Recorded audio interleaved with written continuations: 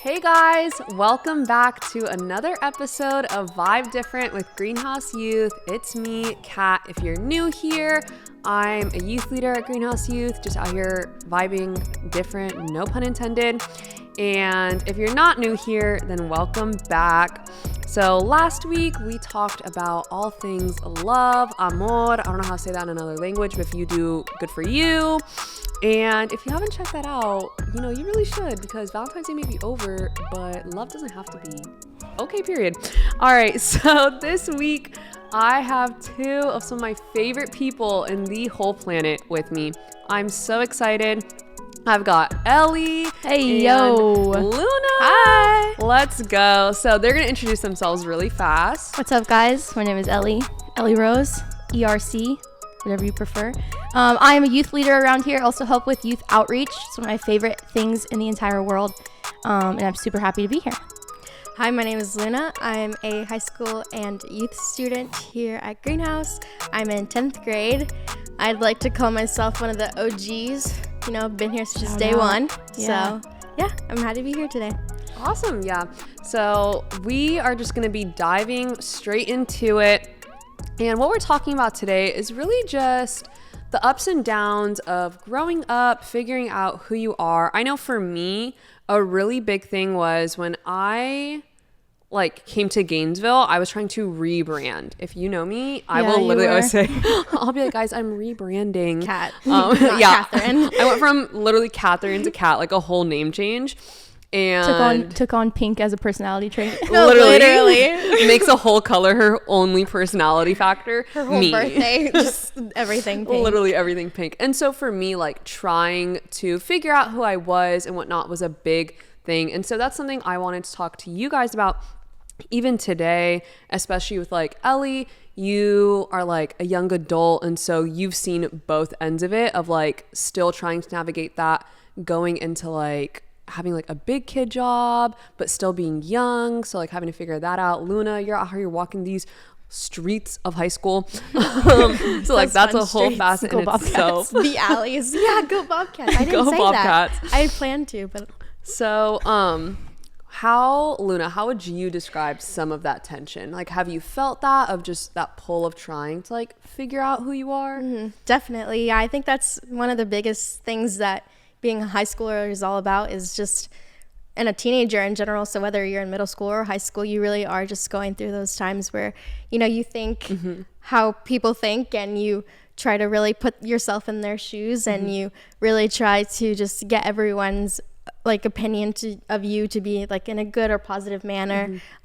Really just trying to stay with the trends, or understanding people like this, I have to start liking this, which is kind of ironic if you think about it, because it's you're trying to build your identity, but you're really trying to build your identity to be exactly like everyone else. And so I think, it's definitely difficult to really just try and figure out who you are, especially, as a Christian. And not only are you trying to figure out who you are, on this planet, and how you are with everyone else, but also your identity in Christ. So that's always very challenging. But I think, with people who are similar to you, and growing up in a good environment, it's always essential to have those people as your resources to really help you in those circumstances. And so whether it may be relationships, not knowing to do in those situations, or friendships, or not knowing where you're going in your professional career, because that's a big part of high school too, is figuring out, what is my life gonna look like, which college do I want to go to, what are my biggest ambitions and life goals that I'm interested in. And so all those things are definitely big considerations that I think are on the road of just finding your identity as a high schooler. Yeah, that's good. That's definitely a lot of things. So I know, at least for me, I probably identified with all of those struggles. And I know a lot of the people listening and watching probably did. So Ellie, you are a self-proclaimed green room rat, I believe is what you call yourself. It's true. You've grown up in church. And so if you want to add on to how some of that even shaped part of your identity, and just how you've kind of grown from that role. Yeah. No, that's good. I definitely do call myself a green room rat. I am not a technical PK, pastor's kid, but I was at church 24/7. Mm-hmm. I grew up, so was Luna. No, we're Part of the literally time- twins. Like, this whole stories are like we're the It's same. true. Yeah, we are the same. Like when I was in high school, Luna was doing the same thing. Yeah. Like, but elementary version of Yeah. it. Shout out Kanapa Hall service. Oh yeah. But I just grew up in church. Like I grew up going to youth group as a kid because my parents were youth leaders, and then they worked in church for a little bit. And so I definitely took that on like as part of my identity and like even like a personality trait, I would say, which is not always a bad thing, I don't think. But I think I took it to the point where my foundation was in who I was, like what I was doing for God, rather than when I was with God and in relationship with God. I think that's like a really dangerous zone to be in, because you're constantly striving for approval from God when that's like not how the equation works. And so I think I relied on a lot of like doing things at church or volunteering or like being good. And like I relied a lot on my family. And there came a time in college where all that kind of came crashing down, and I can even like picture myself like in my apartment floor, just like crying, because I was like, I thought all these things were supposed to be reliable to me, because they're good things. They're not necessarily like bad things or bad decisions. But all of them ended up eventually failing me, which is going to happen over time, anything that is not like God. And so I think in that moment, I kind of started to shift my mindset of like, my foundation is not what I do or trying to be enough for someone or something, but or even my family, but like my foundation has to be in God, because it's the only thing that doesn't end. Like God is the only thing that stays consistent. And I think that's when I started to like shift, and I definitely still have to like remind myself of that mindset, because that's just my tendency, is to go into like overcommitting and just doing more things, which again is not bad, and like you should serve and be involved in all those things, but when it becomes who you are, that's when things get a little sticky. Yeah, definitely. That's so good. Yeah, I know for me, like even same thing, kind of growing up in church, then eventually my parents became pastors. Shout out mom and dad. It quickly became very easy to know what was the things that like really earned people's approval. So like, okay, when I do those things, when I say those things, I notice people are very pleased with me and they're proud of me. And when I do these things, they're not. And so it was really easy to even start making that without realizing it. It literally becomes your identity. Like you start banking all of that. And I know for me, a big one was school, because church kind of was always like the given. It was the constant in my life. But school, I kind of decided from a young age, I was like, okay, this is how I'm going to be different from my sister. Like, I'm just going to really, really excel in this area. Not that she's not good at school. She's going to listen to this and be like, what? But it was really just the arena that I was like, I'm going to own this. And so even in high school, I was that kid that was like crying if they got a B on a test and just so obsessed with it. I was the one sitting there with a C. I was like, oh, shoot. Yeah, literally. I was in your shoes. Yeah. I am still. I'm like, yeah, you just like, you start look at it and it shaking. just like, cries. what is that? Why is there two humps and not straight lines? 2 humps. No, really. That was my biggest just like fear, was just failing in that area, because I wanted so badly to just get that approval. But then junior year, shout out the SAT for ruining it, because turns out your girl can't do a standardized test well. And so quickly I realized I cannot base my identity on this. And that's when I started realizing, oh dang, school's not the only thing I'm like hoping that will work out for me. I'm actually doing that with most things. And I really feel like God was like waiting for me. It was almost like he didn't say I told you so, thankfully, but it was like God was just like, hey, like when you're ready, I'm here, and I always have been. Yeah. And so it's a good perspective to have, because I feel like some people like feel like ashamed when they get to that point of God saying like, oh, like you shouldn't have done that. Like I knew this was going to happen. Why'd you do that? But the perspective of like God's waiting there for you when you do decide to make that change. Yeah. I was so thankful, because it really was like a shame thing almost. It just made me want to like hide. And I just like felt really embarrassed. But then God was like the number one like voice that was just saying like, hey, like, no, it's okay. And then even using other people to remind me of that, like using my parents to remind me of that. And so that was really cool. And so even like for you, Luna, since this is like such a season of being shaped, I wanted to know, have you seen like being rooted in God? Like how has that helped? Yeah, for sure. I think it's crazy. I love this like grouping because I connect with both of you so well. And so it's nice to like get to look up to you and see like where my path is headed. I was like, oh, this is literally lines up so well. So yeah, don't do everything that we do. Just some things. But yeah, I think I definitely, it's like school's always been a big part of my life. And my parents have always made sure that, you know, like education and family are always priorities in our household. And you know, seeing my parents as being like the first people in their family to graduate from college, and my mom getting her master's, and so it's always been like something to like look up to. And so I've always like felt the need to really push myself in that area too. Hey guys, so I know we're in a little bit of a different background. Turns out we lost visual right about now. And so for the rest of the video, you guys are gonna see a different screen. You won't be seeing us, we'll still be talking. But make sure you still tune in because the rest of the podcast is super fun and we'd love to hear from you guys afterwards. Yes, I know that as a student it's a little bit difficult to stay concentrated on things that aren't necessarily visual, but you'll definitely not regret just staying tuned and listening to the next conversations. Yeah, we hope that you get to vibe different with this and that it's really great. Thanks guys, see you at the end. And so yeah, school, friendships, there's a season in my life where friendships were just not it. It's just like not something I wanted to talk about. People were like, oh, you're best friends. I'm like, I don't know. That's a good question. And so, yeah, definitely there's those aspects in which I had to go through, and being rooted with God and really spending time with him, coming to youth, coming to church, going in like discipleship and, you know, really getting to talk to people. Like, I think something that really helped was getting to work with younger students because it almost feels like you have to teach yourself how to solve your issues so that you can solve their issues. Yeah. Like not solve their issues, but like help them work through it. And so it's like, oh, wait, like I will get back to you on that one. It's like a lot of self-reflection. That's really key.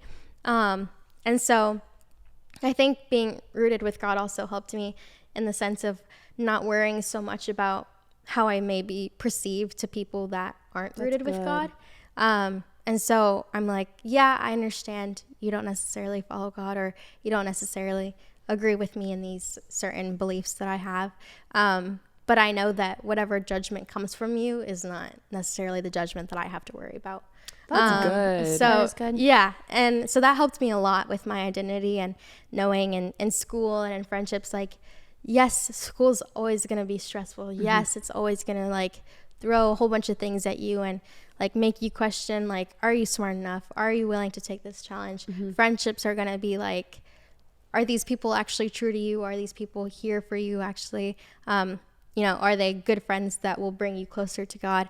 All those things will come. But if you're rooted, then you know that your identity is in him. And, you know, you'll always go back to him and make him first in these different things. Really good. So, yeah. What do you feel like are some like practical things that you like in a day of the life of Luna? Like, what are some practical things that like you would say routine. like help you be rooted in God? Your skin routine too. Yeah, my skin routine. I'm just kidding. I think something that's a thing that I do is I always talk to someone who's also rooted with God. Like, I don't spend the day without really, you know, going through a conversation with someone who's also being discipled or is discipling me.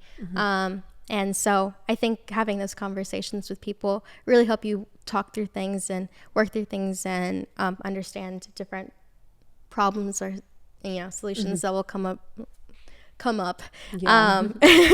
And then also another practical thing is just making sure to set part-time. I know you hear that all the time, all the time. I'm like, but like 15 minutes in the morning.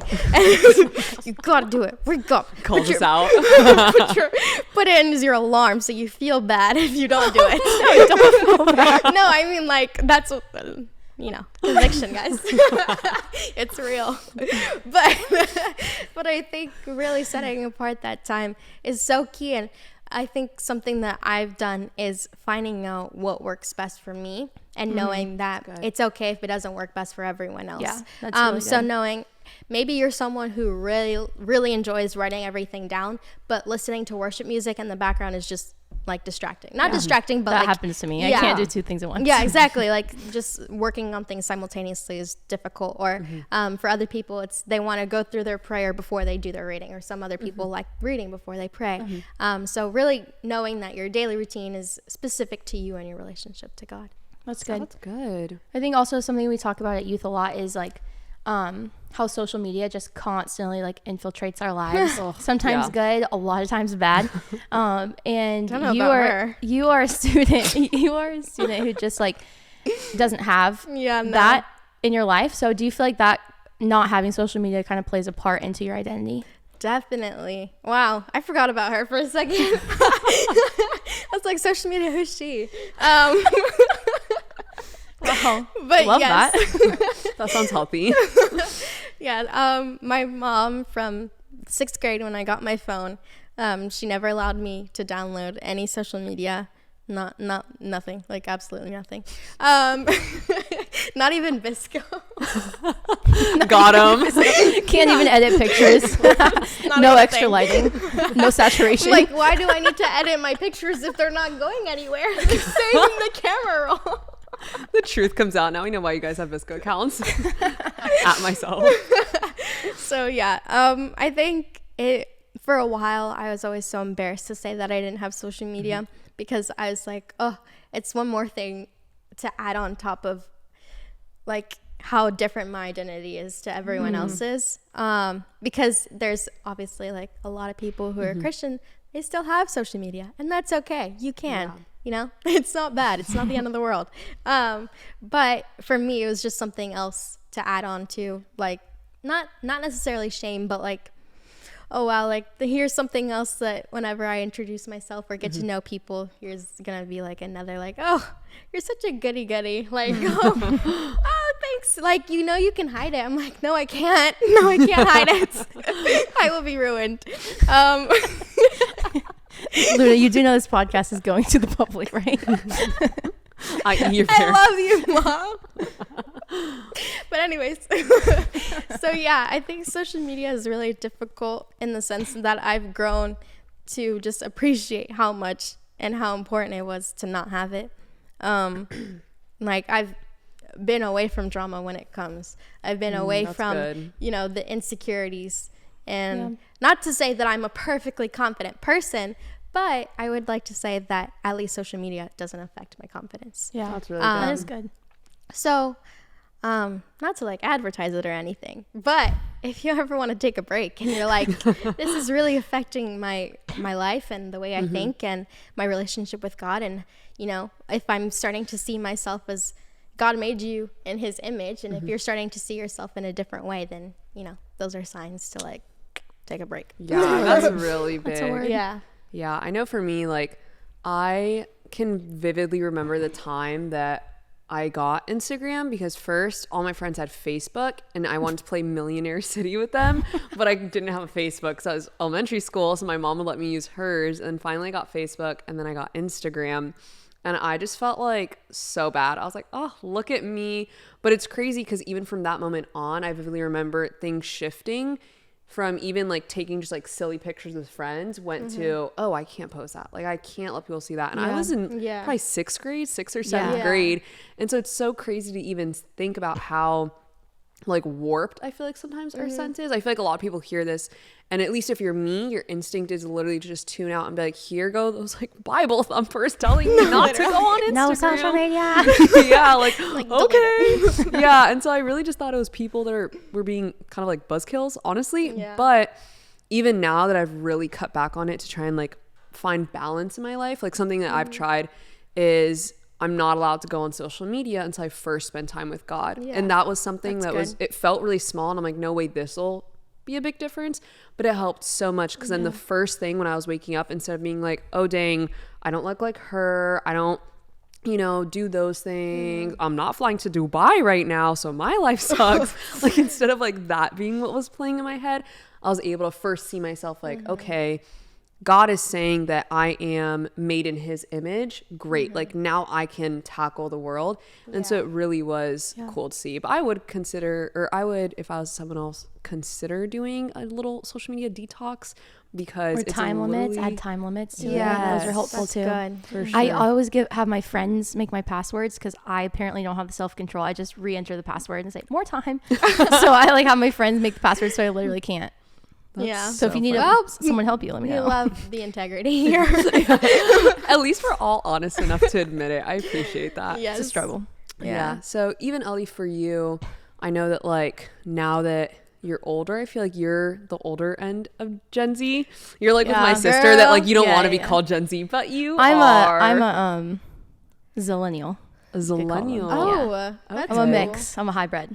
You're a hybrid. Gosh, she's a car. She's an electric car that also takes gas. She's a hybrid. So have you... A mutant. Divergent.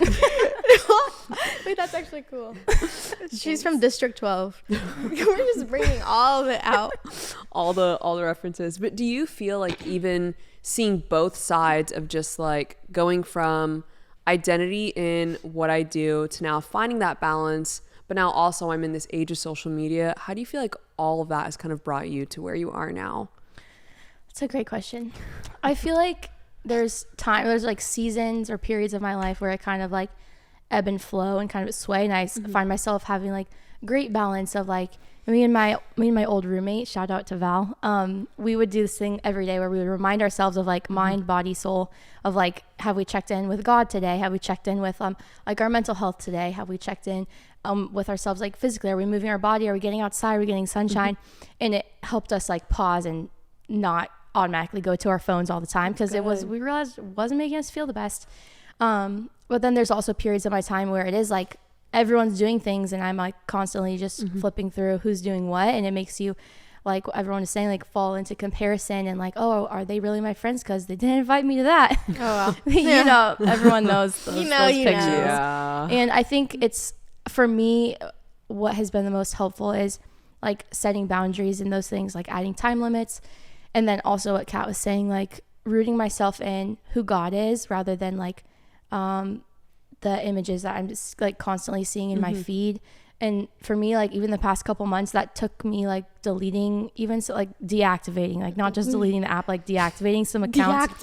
Because I just like it would be like a couple weeks and then I would just go back on it. It'd be the same thing. It's like the same pattern. You fall into the same thing. I think a lot of people could probably relate to that. Yeah. And so again, we're not saying like delete everything, like, but for some people, maybe that will be helpful. Like for me, it's been really helpful and helping me have like almost a clear mindset. Like y'all know when you be falling asleep at night, those TikTok sounds are just playing in your head, like a movie of like, I feel like I'm in Wreck-It Ralph. Yeah, like in Wreck-It Ralph. That's funny. And I'm like, this is so unhealthy for me. Luna's like, relatable. You'll go through it. It's okay. Yeah, I think like one thing Brooke always talks about is like having daily declarations. Yes. And I have them on my phone if anyone wants them. Literally reach out to me. But it's like proclaiming who God is and the things that He's promised over my life.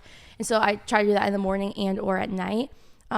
Like saying like God has given us like power, like Jesus has forgiven us in our sins, like my sin does not have authority over my life, and declaring those things, I'm starting to like fall asleep to repeating God's promises or saying what God says about me, rather than like TikTok sounds making me be like when I'm falling asleep. I think things like that are really helpful for me. It's like tangible. I can say it out loud, and having something repeat in my head is actually, I'm seeing personally, I'm seeing it reflected like in my life as well. Yeah, for sure. Good. Yeah, that was really big. Like I know that was something I was really struggling with, was just even like I'd noticed, especially at night, that was when I was most tempted to just have like such unhealthy thoughts, whether it was about myself or about a situation. And so I actually made a rule for myself that I couldn't go on social media before bed. Like I think it was an hour or two before bed was my cutoff. And then instead when I would lay in bed, because I was like, well, what am I supposed to do now for the 2 hours it takes me to fall asleep? That I would just like mindlessly scroll. I had 10 Bible verses. You can do it on like whatever topic you want. And so I would recite those 10 Bible verses for like 10 times.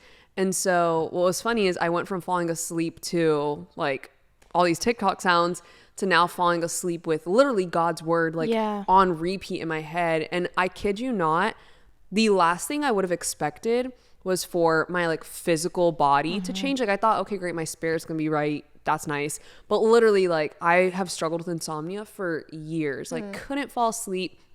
And that literally fixed my sleep pattern. The doctors have been like, sucks for you. Don't know what to do to help you. So something even like as simple as that. But definitely for anyone out there who's just like, you find yourself trying all these things. Like I know I heard someone say last week, we were talking about the power of love at youth. And they were saying, well, what I'm doing right now is I'm just trying to love all these different things, and I'm hoping one of them will love me back. And I have not stopped thinking about that because I realized, whoa, that sounded so crazy at first when this person said it, but that's exactly what I do. If I'm trying to dress a certain way, or if I'm trying to talk a certain way, I'm trying to do a certain thing, hoping that that'll work out for me. What I'm saying is, God, I'm not really sure that you will. So just in case you'll fail me, I'm going to build up all these backup plans. But literally they never work. And sometimes they do work for a time, for a certain time, and then they won't last. Definitely. So even if it's just finding one thing, like I know sometimes it can be really scary. Like Luna was even saying, like, it's another thing to make you different, but just step out, take that like step of faith of saying, you know what, I'm going to try something different. I'm going to try doing something for me. Even something as simple as someone the other day kind of noticed, they were like, oh wow, like you are starting to speak a little differently. And it was in a good way, thankfully. It wasn't like a dang, but it was Where'd something. this come from? Yeah. Oh no. It was just like me, like getting more comfortable in like my skin. And so even like really realizing, oh wow, God's made me a certain way. And so there were certain things I used to hate about myself. Like I hated how like sensitive I was. I was like, oh, I hate being sensitive. It was just such a pet peeve. But then As a tear falls. literally as I cry, the people listening are now going to go watch it to see if I'm crying. Everybody wink at them. Yeah.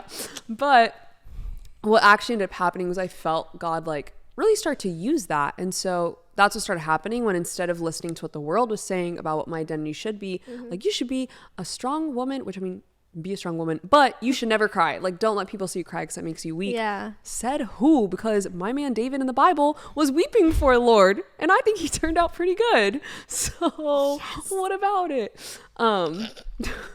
Side notes. But That was good. that was great. Anything you wanna add, Luna, to finish this off? Yeah, no, I completely agree with that. I think another, just like back to kind of knowing your identity, knowing that just if issues and problems do arise, it doesn't mean that you're necessarily like a bad person or no longer like a follower of Christ or, you know, that doesn't make you any less of like who God really made you to be. If you don't feel, I think something that I struggled with for a little bit was like, am I on the path that God wants me to be on? Am I really doing what I'm supposed to be doing? Am I following, you know, the ideas and goals and plans he has laid out for me? Like, am I, you know, going through the different checkpoints correctly?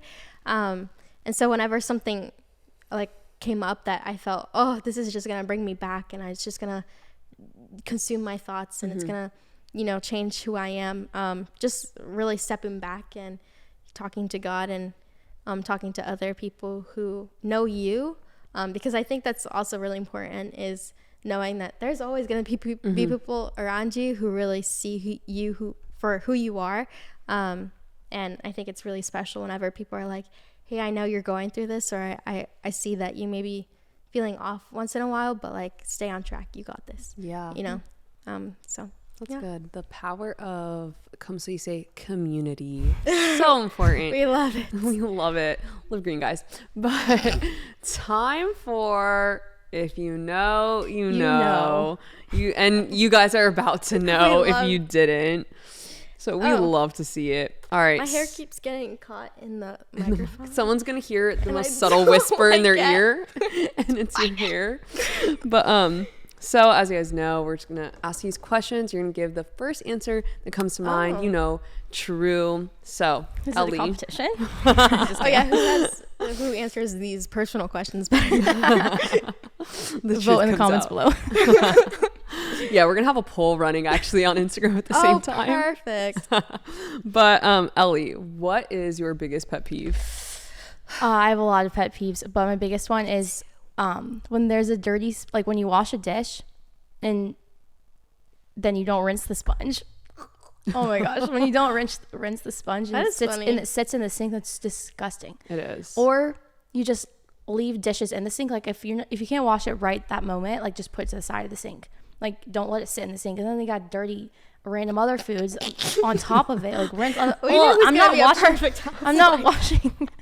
washing dishes that have had 3 meals dumped on top of them. That's disgusting. You sound like my brother. Actually, that's like his biggest pet peeve. He refuses. Okay, I don't believe him in this, but he's like I don't wash the dishes because it's gross. I'm like, you don't wash the dishes because you don't want to, but it's actually true. Like people actually have like this like wet food bothers them. Yeah, things like washing the dishes is my favorite activity.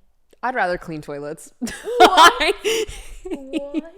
Washing You're dishes. crazy. No, I hate it so much. I don't like vacuuming or mopping. That's your biggest pet peeve? No. What's your biggest pet peeve? I forgot that's what you're talking about. I was like, grandmas your biggest pet peeve cleaning. is vacuuming. Yeah, Luna and I talked a little bit about this. What's your biggest pet peeve? Okay, biggest pet peeve. I feel like I have really basic pet peeves like smacking food. Like that's just annoying. This one. I hope this isn't mean. Okay. It's gonna be about me and Kat. No, it's just like it's like presentation. Like you want to present yourself well. And so, people who still read off the board. Oh, because they're nervous. See, that's the teacher. See, I take it back. That's not my biggest pet peeve. I love like, you guys, all. I knew it. No, I get what you mean. Sometimes I can't add a little pizzazz, Yeah. Yeah, but I understand. Shy stuff. I understand. She just shrinks back. No, I get it. Listen, pet peeves. Sometimes I think about my own and I'm like, maybe that's just a me problem. Yeah, maybe it's an actual pet peeve. Maybe I should fix it. That is true. That's why I never voice my pet peeves because I'm like, it's just me. Mm-hmm. Oh, why would I tell you? You don't need to stop. You don't need to stop if it's my problem. Keeps on tapping their pencil, I'm like, stop. That annoys me. That is me, honestly. I was the kid that I got in trouble. Kat is always going like with this. Their pencil. If you guys don't know, she's shaking the table. I do that. I shake my leg all the time. Yeah. Okay, great. I feel like I know you guys so much better now, as if I didn't already. Did I know both of these answers? Can we be friends? Yeah, can we maybe get closer? Do you want to go to coffee with me? You like coffee? No, you don't like coffee. I don't like coffee. I'm weird. What Luna and I do. We'll go we like get coffee. We all get a chai. So we can get boba. We all like boba. Boba. You guys can comment down below if you like boba. But what's your favorite flavor? 1, 2, 3. Taro. Mango. Taro. I got nervous. I think it is taro. Okay. This is just so much information, such a small amount of time. But before we leave you guys, just want to say thank you so much again for listening. Hope you found a little nugget of wisdom today, something you can just take with you and just really cherish, something besides our biggest pet peeves. But before you guys go, your weekly challenge, if you have been doing these, definitely tag or DM Greenhouse Youth on Instagram at greenhouse_youth because we generally want to see what's going on. This week, I want you guys to find something that has maybe been your hobby for a while and ask yourself what's one way that you are going to bring God into that. So for example, I swam in high school. I was not Michael Phelps. I was a pretty average swimmer, but it was really important to me. And what I started doing was I started asking my teammates before meets. I was like, hey, if anybody wants to pray before the meet, I'm going to. And it was terrifying, but it actually ended up being a really cool moment where I was inviting God into something. And it was also really good to make sure that I was remembering this can't be my identity because my identity has to be in God. So whatever that is, find something this week, let us know. And if you're in the Gainesville area, we would love to see you guys at Greenhouse Youth on a Wednesday. We obviously love seeing new people, all of our first time friends. I have a gift for you. If you come for your first time, come find me. Yes. And I have a special gift. Ellie really does give out special gifts. She does. So before Maybe we go, I'll join her. Yeah, we were speaking Have to come about, and we were talking about affirmations and even daily declarations, and maybe you're starting to catch on, but here's a little thing I want to leave you guys with. You can play this back, say it to yourself, but as you say it, really remember that you have the power of life and death in your tongue, and you have the power of truth coming out of you. And so I really want you guys to start speaking truth over yourselves. And so our little affirmation you could say is, I have the power of Christ in me. I am chosen, seen, and loved. I'm more than a conqueror. I will refuse to be moved by the tides of culture, but I will follow Christ. I am not another statistic, but I will be a part of changing the narrative for Gen Z. We will be full of life, walk in love, and trust in Jesus. Before you guys go out, remember, chase the faith, not the feelings. We'll see you guys next time. Bye. Bye.